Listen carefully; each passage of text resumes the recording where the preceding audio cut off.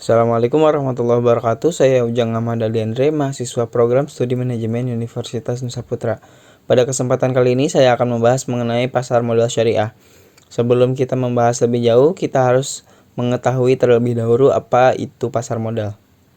Definisi pasar modal sesuai dengan Undang-Undang Nomor 8 Tahun 1995 tentang pasar modal atau UPM adalah kegiatan yang bersangkutan dengan penawaran umum dan perdagangan efek. Perusahaan publik yang berkaitan dengan efek yang diterbitkannya serta lembaga dan profesi yang berkaitan dengan efek. Berdasarkan definisi tersebut, secara terminologi pasar modal syariah dapat diartikan sebagai kegiatan dalam pasar modal sebagaimana yang diatur dalam UPM yang tidak bertentangan dengan prinsip syariah. Oleh karena itu, pasar modal syariah bukanlah suatu sistem yang terpisah dari sistem pasar modal secara keseluruhan. Secara umum, kegiatan pasar modal syariah tidak memiliki perbedaan dengan pasar modal konvensional. Namun terdapat beberapa karakteristik khusus pasar modal syariah, yaitu bahwa produk dan mekanisme transaksi tidak bertentangan dengan prinsip-prinsip syariah. Kemudian ada dasar hukum pasar modal syariah. Dasar hukum pasar modal syariah pada dasarnya adalah Al-Quran dan Hadis yang ditegaskan oleh National Sharia Council Fatwa atau DSN. Sementara pasar modal konvensional adalah Undang-Undang Pasar Modal, yaitu Undang-Undang Nomor 8 Tahun 1995 tentang pasar modal. Berikut peraturan pelaksanaannya atau peraturan Bapepam Lembaga Keuangan, peraturan pemerintah, peraturan bursa, dan lain-lain. Bapepam Lembaga Keuangan selaku regulator pasar modal di Indonesia memiliki beberapa peraturan khusus terkait pasar modal syariah sebagai berikut. Yang pertama, peraturan nomor 2 K1 tentang kriteria dan penerbitan daftar efek syariah. Yang kedua, peraturan nomor 9A 13 tentang penerbitan efek syariah. Dan yang ketiga, peraturan nomor 9A 14 tentang akad-akad yang digunakan dalam penerbitan efek syariah. Dalam pelaksanaan modal kegiatan pasar syariah diawasi oleh DSN atau National Sharia Board, sementara pasar modal konvensional tidak. Indeks harga saham konvensional termasuk IHSG, LQ45, Kompas 100, dan lain-lain. Dan indeks harga saham syariah adalah JII atau Jakarta Islamic Index dari DES atau Daftar Efek Syariah. Kemudian ada prinsip pasar modal syariah. Pada dasarnya pasar modal syariah adalah bagian dari pasar modal umum yang aktivitasnya melibatkan jual beli saham, sukuk, dan reksadana.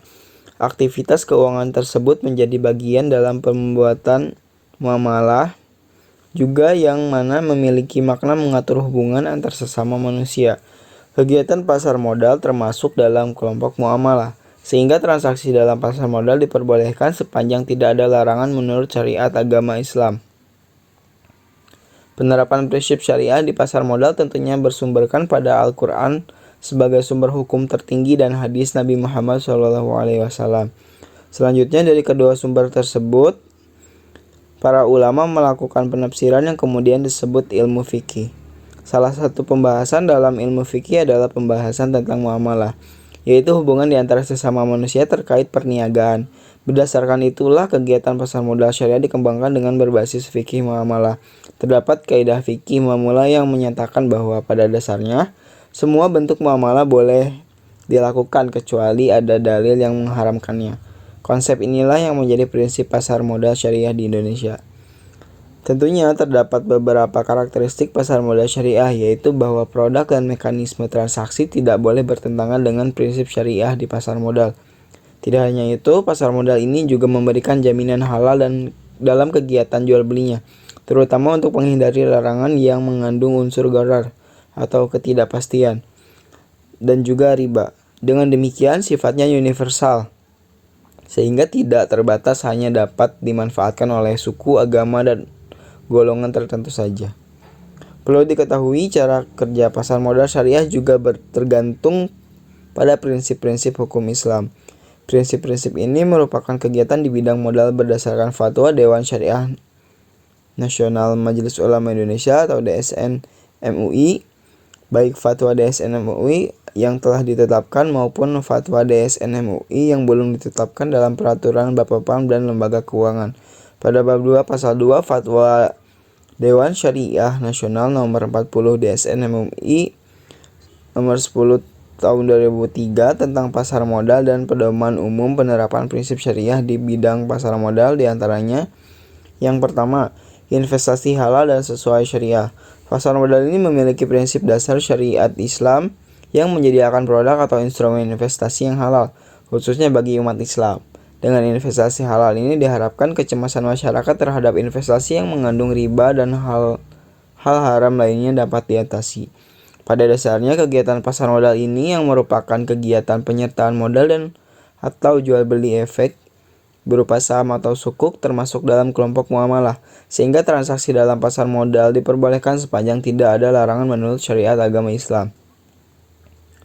Kegiatan muamalah yang dilarang adalah kegiatan spekulasi dan manipulasi yang di dalamnya mengandung unsur gharar, riba, maisir, riswa, maksiat, dan kezaliman. Yang kedua, menggunakan uang sebagai alat pertukaran nilai. Pada pasar modal berbasis syariat agama Islam ini, uang dijadikan sebagai alat pertukaran nilai dalam berinvestasi. Dengan demikian, saat investor melakukan investasi, maka ia akan mendapatkan imbal hasil atau return dengan porsi tertentu. Hanya saja proses investasi yang dilakukan mesti menggunakan mata uang yang sama dengan pembukuan. Kemudian yang ketiga, ada risiko kerugian cenderung rendah. Pasar modal ini memungkinkan investor dan emiten untuk melakukan kerjasama tanpa mendapatkan risiko yang tinggi. Dalam artian tidak ada pihak yang dirugikan dari kegiatan investasi tersebut. Yang keempat, transaksi menggunakan akad. Transaksi yang terjadi pada produk investasi pasar modal jenis ini menggunakan sistem akad yang sesuai dengan syariat Islam. Hal ini menyebabkan jual beli dapat dilakukan secara jelas antara kedua belah pihak, sehingga tidak ada yang merasa dirugikan. Yang kelima adalah mekanisme yang jelas. Mekanisme yang jelas dan sesuai syariat Islam harus ditekankan pada pasar modal syariah. Hal ini dianggap mampu menjaga atau menghindari terjadinya prasangka dalam melakukan transaksi. Kemudian ada manfaat dari pasar modal syariah. Manfaat dari pasar modal tanpa riba ini tak perlu diragukan lagi, apalagi bagi umat Islam, karena prinsip dan cara kerjanya mengikuti syariat Islam yang berlaku. Kemudian berikut beberapa manfaat dari pasar modal syariah. Yang pertama, menjadi tempat bagi para pemodal untuk ikut serta dalam kegiatan bisnis, mendapatkan keuntungan dan menanggung segala risiko yang terjadi. Menjadi ruang bagi emiten untuk mendapatkan modal dari pihak eksternal dalam rangka memenuhi kebutuhan bisnisnya. Dan yang terakhir, sebagai kesempatan bagi pemerintah untuk mendapatkan sumber pendapatan lain, yakni berupa pajak serta menopang perekonomian nasional. Kemudian ada fungsi pasar modal syariah.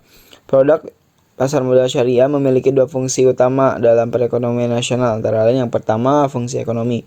Pasar modal ini menjadi wadah yang mempertemukan dua kepentingan, yaitu pihak investor dan pihak yang memerlukan dana. Tentunya prinsip yang dipakai tidak berlawanan dengan prinsip syariat Islam. Yang kedua adalah fungsi keuangan. Beda halnya dengan fungsi ekonomi, fungsi keuangan dari pasar modal berbasis syariat agama Islam ini yakni memberikan kemungkinan dan kesempatan untuk mendapatkan return bagi pemilik dana, sesuai dengan karakteristik investasi yang dipilih. Meskipun berdasarkan prinsip syariah dan diatur dengan aturan Islam, tetapi pada dasarnya pasar modal tanpa riba ini sifatnya umum sehingga dapat dimanfaatkan oleh siapapun tanpa melihat latar belakang, suku, agama, dan ras tertentu. Di sisi lain, tujuan dari pasar modal ini yakni memungkinkan percepatan pertumbuhan ekonomi dengan memberikan kesempatan bagi perusahaan untuk dapat memanfaatkan dana langsung dari masyarakat, menyediakan sumber pembiayaan yang sifatnya jangka panjang bagi dunia usaha hingga menciptakan lapangan pekerjaan dengan profesi yang baik dan menarik. Kemudian ada beberapa kegiatan yang dilarang dalam pasar modal syariah. Dalam bermuamalah, manusia tentunya diperbolehkan melakukan kegiatan yang dapat mendatangkan keuntungan, tetapi dengan syarat tetap menghindari segala bentuk transaksi yang mengandung unsur riba ataupun bunga. Keuntungan pasar modal syariah berasal dari bagi hasil atau biasa disebut nisbah. Selain itu, pasar modal ini terdapat beberapa kegiatan atau tindakan yang bertentangan dengan prinsip syariah sesuai fatwa DSN MUI nomor 80, DSN MUI nomor 3 tahun 2011. Antara lain, yang pertama tadlis, tindakan menyembunyikan kecacatan objek akad yang dilakukan penjual untuk mengetahui pembeli atau mengelabui pembeli supaya objek terlihat dalam keadaan baik. Kemudian yang kedua ada tagrir, upaya mempengaruhi orang lain dengan ucapan atau tindakan yang mengandung kebohongan. Perbuatan ini biasanya dilakukan agar orang lain terdorong melakukan transaksi. Yang ketiga tanajusi atau najsi, tindakan menawar barang dengan harga lebih tinggi oleh pihak yang tidak memiliki tujuan untuk membelinya. Hal ini diharapkan agar dapat menimbulkan kesan ada sejumlah pihak yang berniat untuk membelinya. Kemudian ada ihtikar, membeli suatu barang yang sangat diperlukan masyarakat pada saat harga mahal dan menimbunnya kemudian akan dijual lagi saat harga menjadi lebih mahal. Yang kelima ada gisi, salah satu bentuk tadlis yaitu penjual menjelaskan keunggulan barang yang dijual tetapi menyembunyikan kecacatan barang tersebut. Yang kelima ada gom, ketidakseimbangan antara dua barang yang dipertukarkan dalam satu akad baik dari kualitas maupun kuantitasnya. Yang ketujuh ada bai al-ma'dum, melakukan penjualan atas barang atau efek syariah yang belum dimiliki atau melakukan short selling.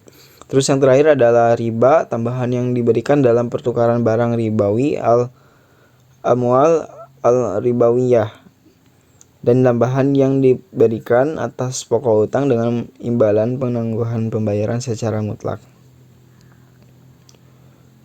Kemudian ada pengenalan produk syariah di pasar modal. Produk syariah di pasar modal antara lain berupa surat berharga atau efek berdasarkan Undang-Undang Nomor 8 Tahun 1995 tentang pasar modal UPM. Efek adalah surat berharga, yaitu surat pengakuan utang, surat berharga komersil, saham, obligasi, tanda bukti utang, unit penyertaan kontrak investasi kolektif, kontrak berjangka dan atas efek dan setiap derivatif dari efek. Sejalan dengan definisi tersebut, maka produk syariah yang berupa efek harus tidak bertentangan dengan prinsip syariah.